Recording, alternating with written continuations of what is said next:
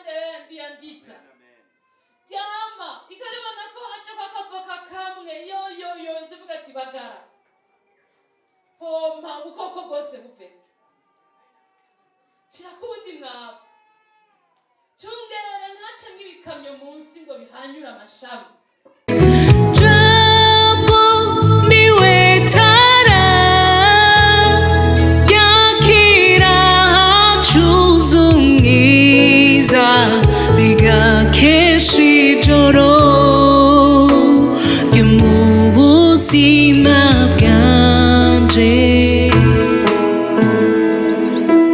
rero Matayo 6:33 jewe ndahasoma mpereye ku 24 hanyuma mwarasangiye byinshi ugampwemu yera ariko ndashimira Imana iravuga irya mbere rya kabiri rya gatatu rya kane.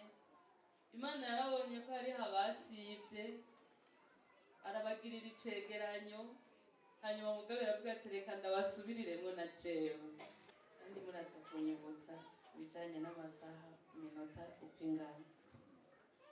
Ntawe usaba abami babiri kuko yokwanka umwe agakunda uwundi canke yoguma kuri umwe akagaya wa wundi. Ntimushobora gusaba Imana n'itunga. Uyu murongo uri mu bikomeye dusangira tubandanirize. Cyo gitumye ndababarira nti ntimukaganyira amagara yanyu kuvyo muzorya canke kuvyo muzonywa canke umubiri wanyu kuvyo muzokwambara. Mbega amagara ntaruta ivyo kurya canke umubiri ntaruta ivyambarwa? Nimurabe ibiguruka vyo mu kirere, ntibibiba ntibishwabura kandi ntivyimburira mu bigega, ariko si uwo mw'ijuru arabitunga. Mbega mwebwe ntimubiruta cane? Ninde muri mwebwe yoshobotswa n'amaganya kwisumvya uko yareha nk'ukuboko kumwe? Ikibaganyisha impuzu niki? Nimurabe amashurwe yo ku misozi ingene akura, ntirirwa aratama ntajisha impuzu. Ariko ndababwira yuko na Salomo mu bwiza bwiwe bwose atarashajije nka rimwe muri ayo.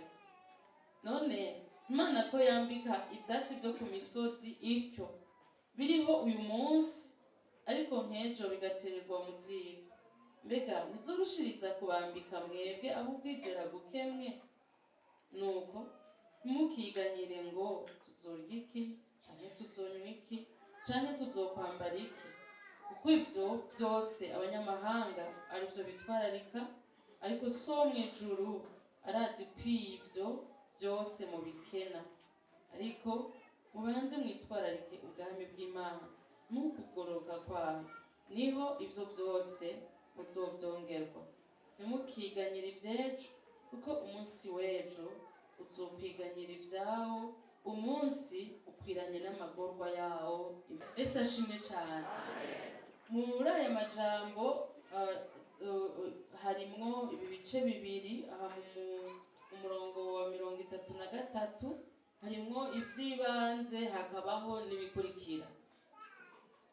Mubanze mwitware ku bwami bw'Imana no kugororoka kwayo. Hanyuma hariho ibica bikurikira rero, nimwaheza kwitwararika ivy'ubwami bw'Imana no kugororoka kwayo.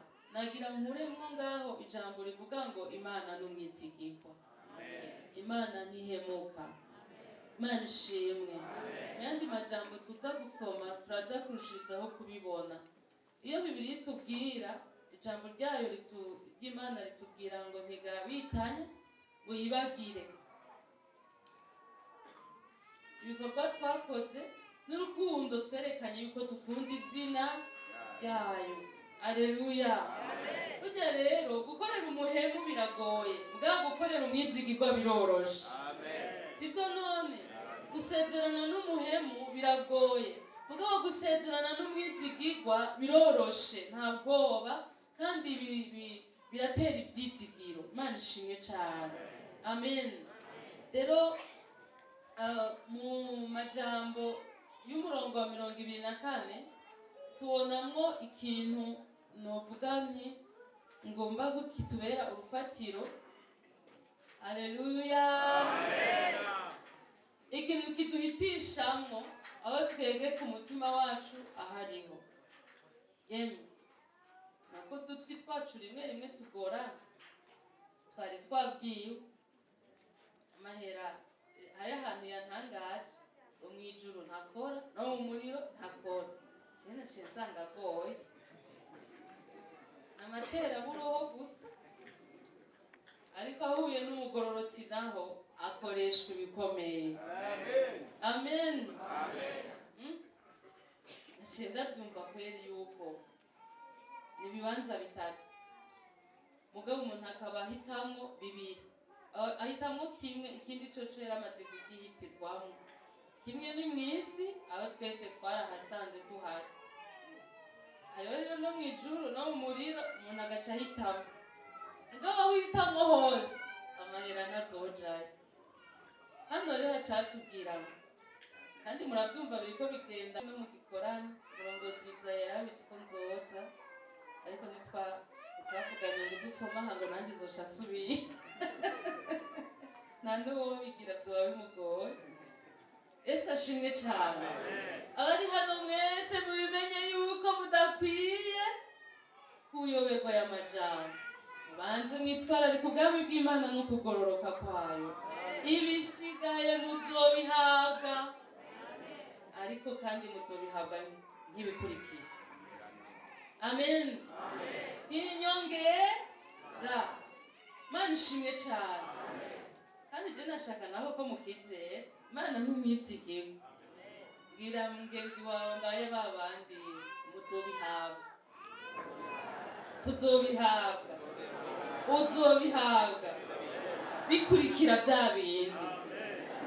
Amen, amen. Iri jambo rero ryo muri Matayo 24:6-24 ritwereka ngo ntibikunda kubifatanya abami babiri. Gosaba umwe uwundi nawe bagukenereye umwanya umwe ntibizoshoboka. Mana idufashe cyane. Bigeze kudutera inkuru y'imbwa bagomba kuyigira umwami. Hanyuma rero bari bayiteguriye ibintu bazi yuko ikunda. Ikoko bigenza ibyaha. Ati wewe kabisa tugira umwami. Baca bayitegurira rero ibintu ikunda. Mbega imbwa ikunde inyama. Ibaze rero barinze bayigira umwami baca bayiha nziza za mbere. Imbwa rero iritora igiye kwimikwa, hanyuma ngira yaciye ica ku bibwa ahantu biyarara bataye ibigufa. Ivyuko ugiye kuba umwami kiravyibagira. Ikibanza guca kuyarara kunuranura inukiriza ahantu hose, ikora ibigufa byapfuye nabi, irigata isubira irigata. Hanyuma bari ku rubanza kuri stade barindiriye umwami ko aza ngo bamwimike, barahebura. Bafite ibintu abaye imbuga nyene. Biragoye gufatanya ibintu bitajanye. Hano rero hatwereka ngo hariho Imana hakabaho n'itunga. Babisomye mu majambo y'amabibiriya yandi, hamwe herekana amahera, ahandi herekana mamo, umudayimoni afatira abantu ku matungo. Muri uyu murongo umudayimoni yitwa mamo. Rero ijambo ry'Imana rivuga ngo ushobora gufatanya umutima wawe na mamo, ngongera ufatanye umutima wawe n'Imana.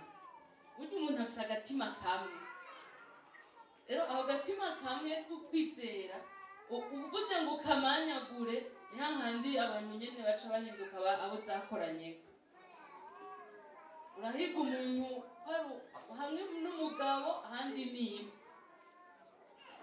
bazibiriye hari n'abantu yitima hamwe n'umuntu andi n'agakoko kubera agatima karamanyutse agapande kamwe gashize hariya akandi acagashira hariya hamwe n'umukristo andi n'umupagani uramubura ho ako gatima kamwe ntikamanyurwa. Ako gatima kamwe rero ni na keza iyo kagiye ku Mana kaba kavuye ku Mana twumvise ibica bikurikira. Yesu rero niwe yavuze aya majambo atubwira ati reka kwimanyagura, reka kwicamwo igice wewe nyene, fatana n'Imana canke ufatane na mama, uzoba ari uguhitamwo usomye mu vyahishuriwe Yohana. Mugabo ijambo ry'Imana ritubwira ngo ariko ndabagira inama muhitemwo ivyiza. Amen. Yesu ashimwe cyane. Ndabagira inama muhitemwo ivyiza. Hariho Imana rero iturindira n'igishika yemeye kuduha n'umutima wayo. Sezerano ryo muri Ezekiyeli riko rivuga nzobakura n'umutima wa kera mubi ndabashira umutima wanje. Haleluya. Ndavuga ngo babumwe. Amen. Hanyuma jewe mbe muri bo nabo babe muri jewe, tufatane kweri. Haleluya. Amen. Ijambo ry'Imana rero hano ritwereka ko ntivyoshoboka yuko tuba umwe n'Imana hanyuma duce twongere tuba abantu barangirije umutima ku maronko. Maronko ni meza y'Imana yakometse inyuma nko muri Zaburi 23 ivyiza n'imbabazi bizonyumako, hanyuma mugabo jewe nzoba mu nzu y'Uhoraho ibihe byose. Imana ishimwe cyane. Amen. Rero 33 hacatwereka yuko ari ivyo twari dukwiye kubanza gutangurirako zo kwitwara ubwami bw'Imana yacu bene ukugororoka kwayo. Haleluya. Amen. Imana ntizoreka kuba umwizigirwa kubayigororokeye. Amen. Imana ntizobura gushitsa ivyo yasezeranye kubayubaha. Jewe ari ijambo soma igihe cyose ngacavuga nti ndafashwe neza, nkumva ko kwera umenga umenga ndafise ikibazo ngingeba umugeramwo niyo bazobasubirizamwo hanyuma bace bayikorera ibi bintu bikurikira bayuzuze. Cyo ni cyambere sibyo, bayuzuze. Kabiri batsindagire. Gatatu banyingishe. Kane basesekaze. Yoga.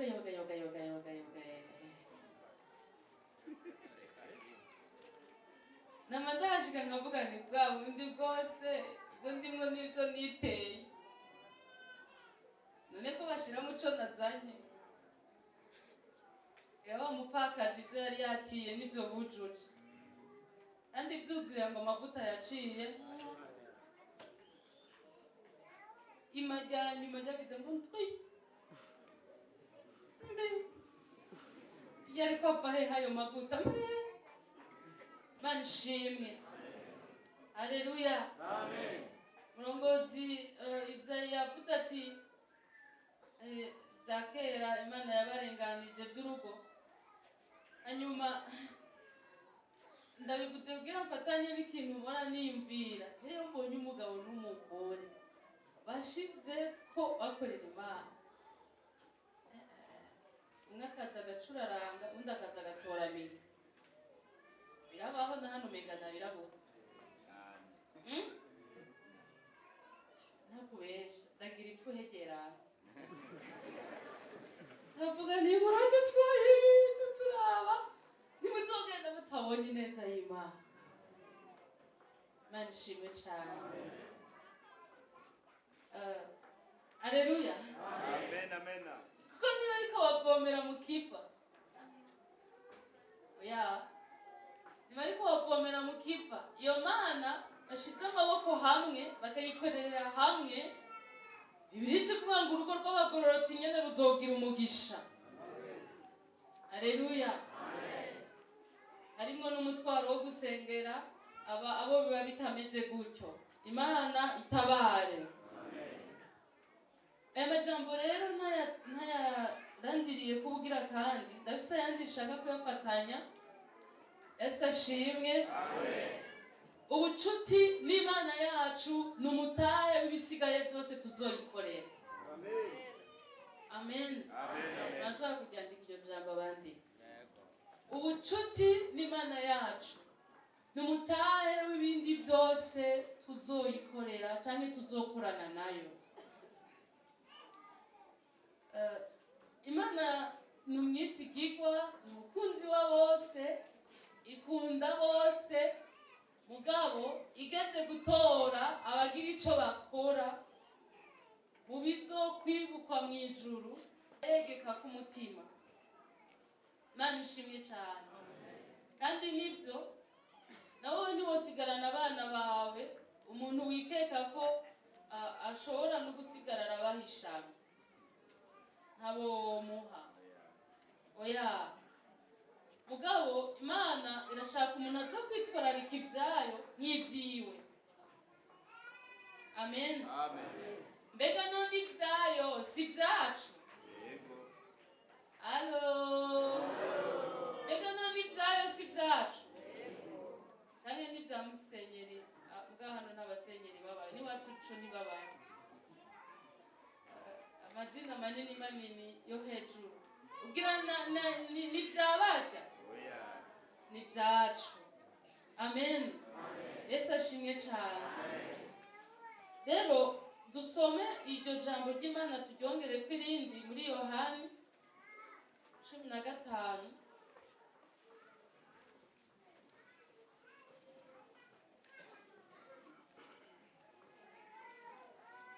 Umurongo wa mbere tugeze ku wa 6. Yohani 15 umurongo wa mbere tugeze ku wa 6. Jewe ndi umuzabibu w'ukuri kandi data ni nyenewo. Ishami ryose ryo muri jewe ritama arikuraho, kandi iryama ryose ararituturira ngo rirushirize kwama. N'ubu mwebwe mumaze kwezwa kubw'ijambo nababwiye. Nimugume muri jewe nanje ngume muri mwebwe. Ubu butumire murabwumva. Nimugume hehe? Nanje ngume muri mwebwe. Uwo ni Yesu. Nk'uko ishami ritabasha kwama ubwaryo ritagumye mu muzabibu, niko namwe mutabibasha mutagumye muri jewe. Haleluya. Ni jewe muzabibu, namwe muri amashami. Uguma muri jewe nanje nkaguma muri we, uwo niwe yama cane, kuko ataco mubasha gukora mutamfise. Umuntu nataguma muri jewe atabwa nk'uko ishami ritererwa inyuma y'uruzabibu akuma, maze bakayatororokanya bakayaterera mu muriro agasha. Je narasomye nsanga ntihariko habwirwa abatarizera,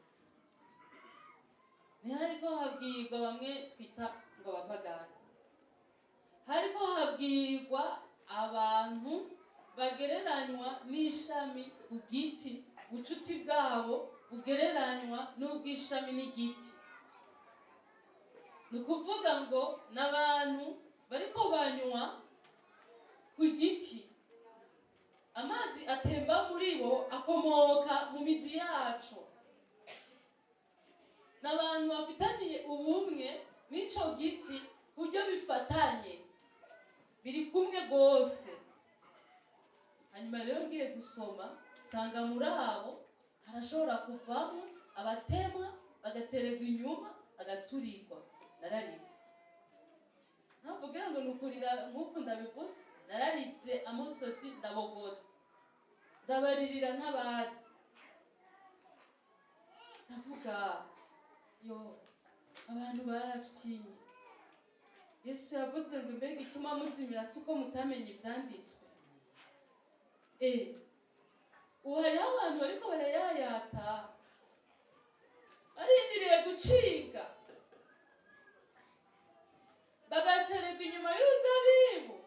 Usubiyemo ucumenga woraba uti ndabe ko atari Toma yabivuze basi, niho amahirwe yo kwibaza ko vyoba atari vyo bukebuke, ariko ni Yesu yabivuze. Kandi noneho ni ibirimwo vyaracyoroka. Yesu ashimwe. Amen. Hanyuma rero ngo bazoba baziziki, bapfishije ubusa amazi banyoye muri ca giti. Baravomye amazi araza mu mashami, ibibabi biraremba, baraberwa, abantu baratwenga, baraterera imanza z'abapfuye na mariage, barubaka amazu, baragira ibintu bishashagira bisayangana, ibibabi biremvye. Ariko baravye mu giseke c'ubwami bw'Imana, baravye muri banke y'ubwami bw'Imana, baravye mu manota yo mw'ijuru, usanga nta biriyo. Yo nyarutsa abo rero bacibwe, kuko ishami ryose ritama rizocibwa. Urazi ku gucibwa ni ukuvanwaho imani.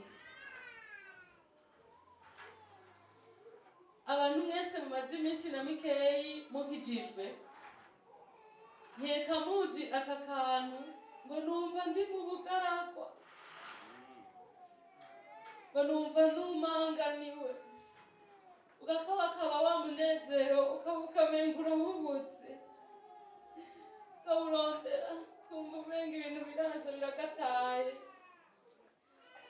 Karya ni nk'imponjo ntoya gusa yicaye ico kubaho wanyuranye n'Imana, yicaye ico kubaho Imana mutariko muranywana neza ngo ube uwo yiteze ko uba.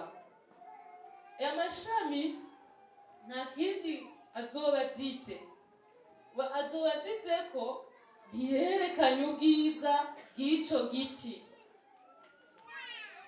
Cari kivoka, bose barabona ko ari ivoka ku bibabi, ubwo iryo voka ntiriko rimenyekanye uburyohe bwaryo.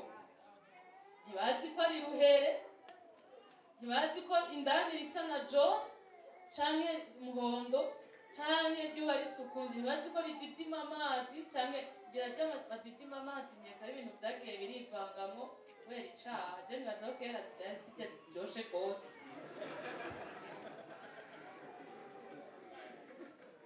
Nibaza ivya mbere kweri ko vyari bimeze neza gose. Eka hari ibintu vyagiye birononekara nk'ibihwa bimera, ntaco bije kudufasha.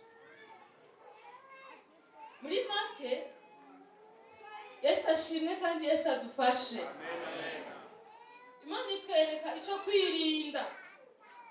Mu murongo wa kabiri rero hariyo bwa bucuti, aho nari cane cane ku murongo wa gatandatu. Murongo wa kabiri harimo bwa bucuti ishami ryose ryama. Haleluya, bwizigirwa bw'Imana. Amajambo yanteye intege iruhande yanditsa ryama, ikaribona ko haca kwakavoka kamwe yo nje vuga ati bagara pompa ubukoko bwose buve, shirako ubundi mwabo, cungera ntace nk'ibikamyo munsi ngo bihanyura amashami. Iryo shami ntihagire ico riba, ahubwo reka nkore vyose kugira ngo ejo ntirizobe ryama akavoka kamwe, rize ryama amavoka menshi kandi aryoshe gusumba ya mbere. Mugomerere Imana amashi.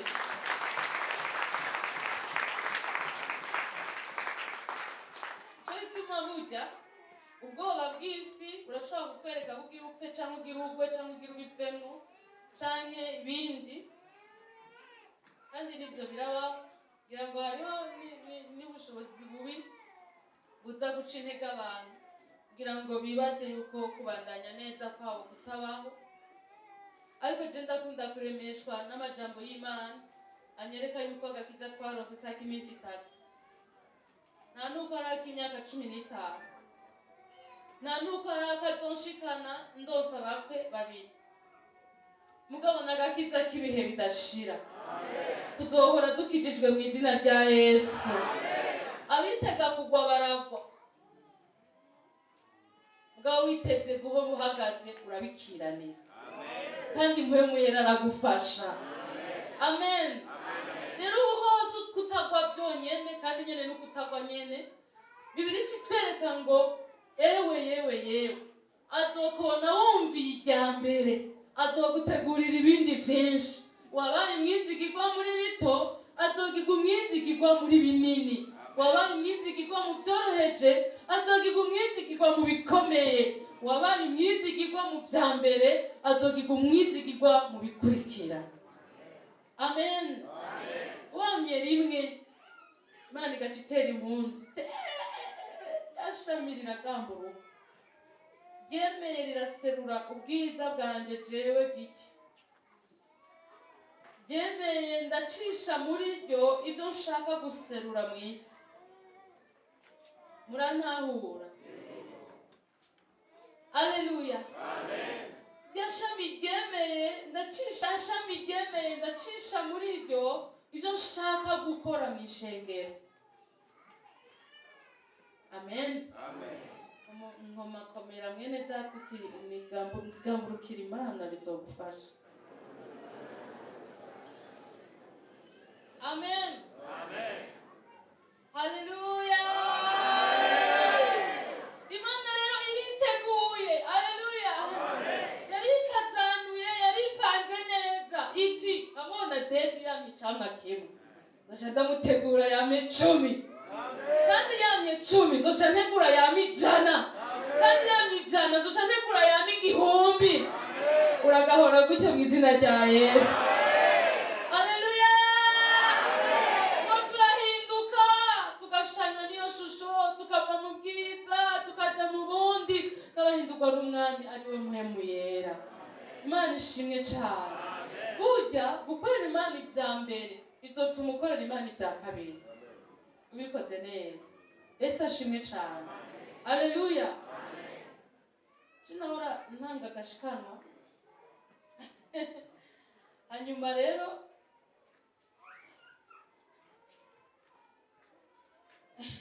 ndacambaza guharura ubukene bw'iwanje. Mbere yo guharura ubukene bwo mu isengero, mbega mba nagize ibya mbere bihe?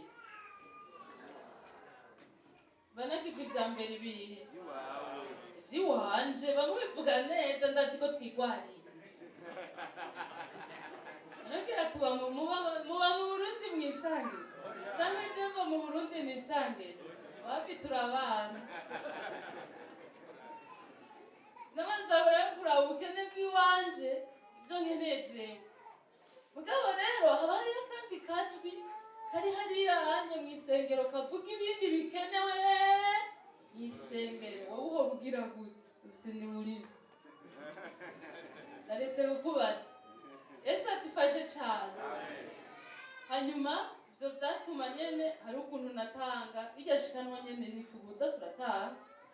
Musumwe nari umukobwa, kandi ujya gukitswa ukiri muto ni byiza. Gusa je naratevye gatoya, nari nkwiye gukitswa mvise nka 12 kugira ndi munyenga mwinshi. Gukitswa n'umunyenga uragakitswa.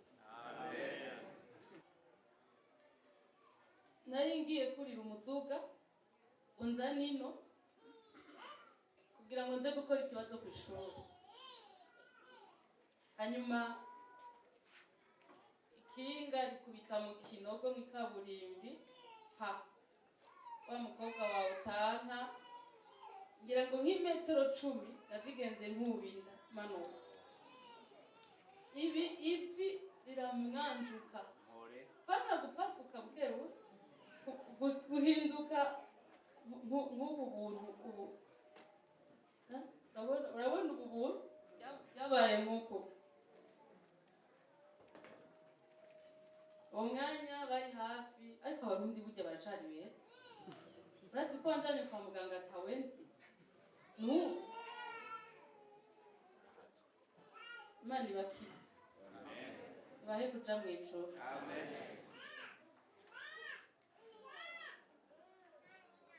Ndetse hari 2016 ndatekeranije gatoya numva ntahibuka neza, ariko umenga naho nyene narifise amahera makeya nk'ibihumbi 200. Ya 200 vya hariya murayuwe 17 aho nyene ushoni yaragiye, amaso numva arugurutse. Ndabonye ingene baja kwivuza mu Buhinde, yemwe ndabonye ingene bagurisha ibintu kugira bajabuka imbibe baja kurondera amagara abasha. None bwabundi ndaka gutanga inoti 10,000 ndondera iki? Ko mbona ndayasize kwa muganga. Niwo munsi nabohotse. Amen. Akasanga ataraye umuntu yandungikanye, arayiwanje. Sinoreka gushira mu nkoko ngo nasanze nibagiye kuvunja. Kandi sinoca kwibutike kuvunjisha. Birabiraba ndayatanga uko, kandi urumva ko ari make. Kandi aho sindabateye inkuru ngo mpapfe. Nuko nyene vyagenze, kandi niko bimeze. Mugabo ico nashaka kuvuga ningene muri ako gashikanwa gato ntanguye gutangira Imana. Nanje Imana yankuriyemo binini, hanyuma iramvana kwama icamwa kimwe muri ivyo nyene vyo gutanga, iranshikana ahandi. Mumpere Imana amashimwe. Nibama ishami ryose ryama ararituturira.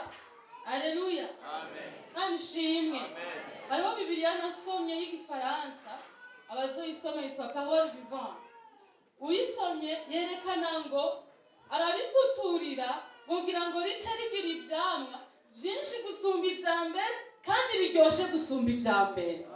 Tukava mu bwiza tukaja mu bundi. Amen. Yesu ahabwe icubahiro. Abanyeshuri bari mu wa kabiri primaire niba bashaka kuja mu w'icumi nibemere baje mu wa gatatu. Sivyo none? Bashaka kuzoshika mu w'icumi nibemere bunguruze bashike mu wa gatatu. Bashitse mu wa gatatu bazosanga hariyo amahirwe yo kuvayo ugacuja mu wa kane. Bashitse mu wa kane bazosanga hariyo amahirwe yo kuvayo bakaja mu wa gatanu, gushika hahandi Imana iraduteguriye byinshi. Ubwizigirwa bwayo bwateguye ko umuntu niyayikorera azokwama hahandi. Ndakunda ijambo ry'Imana ngira ngo nzovuga inshuro nyinshi, inagaruka mugasanga ndarivuze, nimba nzogaruka nkeka nzogaruka.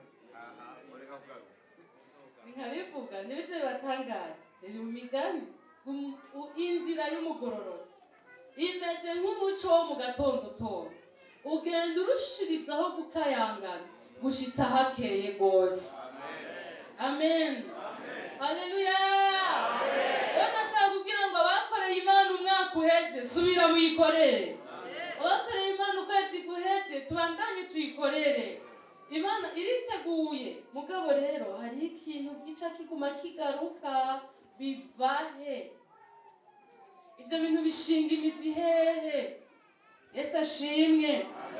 Yesu yerekanye hano ngo nimwaguma muri jewe, nimugume muri jewe nanje ngume muri mwebwe.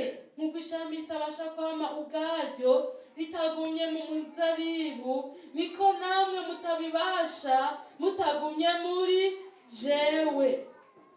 Ntitubishobora turi twenyene. Amaso urayakanura ukabona imisozi y'ingorane, n'ivyo Imana yakoze urashobora kuvyibagira. Iyo uri wenyene ubugaragwa buba butanguye. Imana idufashe cane. Mugabo turi kumwe na Yesu n'ibibazo uravyibagira. Yesu adufashe. Je ndafise umwana nibarutse kuri sezariyene, ariko sezariyene yaje itevye cane kuko nta bimenyetso vyerekana ko ntaza kwibaruka neza kandi nari isanzwe nibaruka neza. Icyo nshaka kuvuga ni uko ndaguma aha. Iyo umuntu ari kumwe na Yesu bimugendera gute mu bibazo? Urashobora kuba umuntu atumvikana kubera amahoro Yesu atanga ni yayandi baturerembeye. Umusaraba ukorejwe na Yesu awutangamwo amahoro. Yesu ashimwe. Nimugume muri jewe. Namerewe nabi rero niho bafashe ingingo yo kungira sezariyene, ariko babimenye gute ko merewe nabi? Barahatswe, sije nahatswe, barahatswe. Urumva jewe naguma meze uku nyene mu mbona. Gaca mbwira muganga ugatanda yanje yamitseko, ni muganga mugabo uraba ingene uraba kubera jewe ce ndumva ko ndeze, nawe akabona nguma meze neza. Niwo munsi natahuye yuko bamwe bavuga ngo abamaratiri ngo babambwe bacuritse na ba Petero. Muze vya bintu biraba. Abamama baraza kunyumva cane, bazi ico arico igise cuzuye. Wagishikiriye igise cuzuye ariko umwana ntazi. Hanyuma ibise murazi na Yesu yarabivuze. Hanyuma mugabo amahoro, kwihangana ntazi yo kuva, gusa nari kumwe na Yesu kweli. Ico ndakicembera neza. Uwo munsi naravuze ni je ndabonye akarorero k'icari cyo kubana na Yesu kandi ari kumwe nawe mu mutima wanje. Hanyuma muganga yaraho ambwira muganga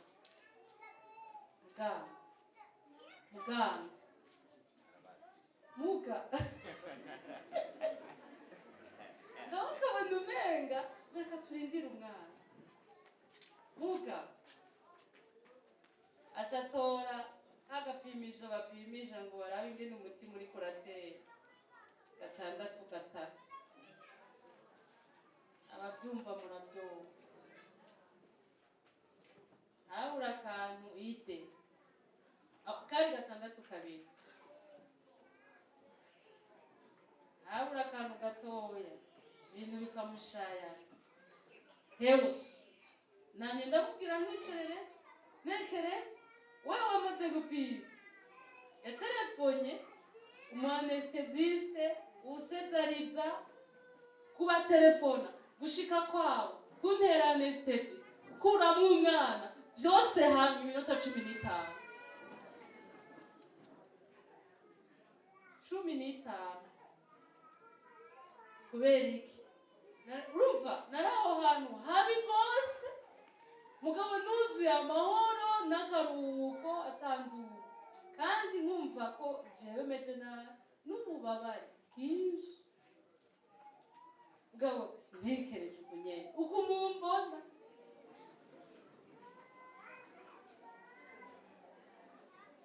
Gusa njyamye mu gitanda nihindukirije mo ngaho nkumva ko ntokwikurayo ari umuzigo.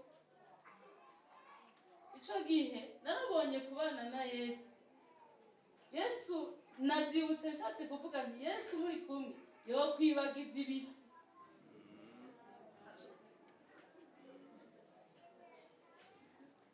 Yesu muri kumwe yokwibagiza yuko hari umuzigo ukomeye ufise. Yokwibagiza yuko urwaye ukuguru ugahaguruka ukiruka kugira ngo ukore ivyo ashaka. Yesu n'akanestesi gakwiye k'imibabaro duca.